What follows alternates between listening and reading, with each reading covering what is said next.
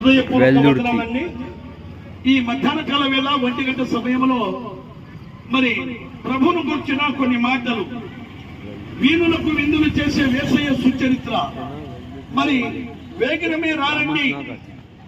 మరి యేసుక్రీస్తు ప్రభు దేవుడు లోకమును ఎంతో ప్రేమించను కాగా తన ద్వితీయ కుమారునిగా పుట్టిన వాని యందు విశ్వాసం ఉంచు ప్రతి వాడును నశింపగా నిత్య జీవము పొందునట్లు ఆయనను అనుగ్రహించను. దేవుడు లోకాన్ని ప్రేమించిన దేవుడు మనుషులను కూడా ఎంతగానో ప్రేమించాడు.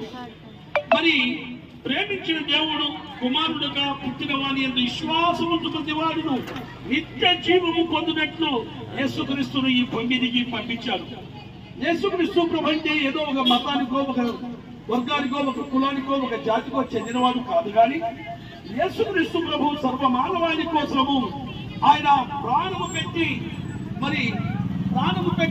ఇలాగా ఎందుకు వచ్చారంటే, ఆయన మనుషులందరికీ పరలోక రాజ్యం చేర్చడానికి వచ్చిన మహనీయుడని మరి దివ్య గ్రంథాలు, మరి పరిశుద్ధ గ్రంథం బైబిల్ సెలవిస్తుంది. రోమీయులకు రాసిన పత్రిక 5వ అధ్యాయం 8వ వచనములో, అయితే దేవుడు మన ఎడల తన ప్రేమను వెల్లడిపరుచుతున్నాడు, ఎట్లనగా మనం ఇంకనూ పాపులమై ఉండగానే క్రీస్తు మన కొరకు చనిపోయెను. మనము ప్రేమించలేదు కానీ దేవుడు మనలను ప్రేమించాడు. పరిశుద్ధ గ్రంథం బైబిల్ అదే సెలవిస్తుంది. అయితే దేవుడు మన ఎడల తన ప్రేమను వెల్లడిపరుచుతున్నాడు, ఎట్లనగా మనం ఇంకను పాపులమై ఉండగానే. అవునండి, రోమి రాసిన పత్రికలో 6వ అధ్యాయం 23వ వచనంలో మరి ఎలాగనగా పాపము వల్ల వచ్చు జీతం మరణం అని సెలవిస్తుంది దేవుని వాక్యం. ప్రియులారా, అందరూ పాపులే అని దేవుని వాక్యం సెలవిస్తుంది. ఎందుకంటే కంటి ద్వారా, నోటి ద్వారా, హృదయం ద్వారా, అంతరంగం ద్వారా, అవియోగాల ద్వారా మరి ఇలాగా మానవుడు పాపము చేసి ఆ దేవుడు అనుగ్రహించు మహిమను పొందలేకపోతున్నాం.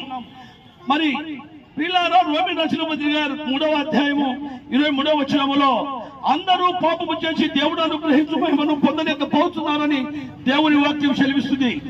ఎలాగనగా పాపం వల్ల వచ్చు జీతం మరణం, అయితే క్రీస్తునందు కృపావరము అని సెలవిస్తుంది దేవుని వాక్యం.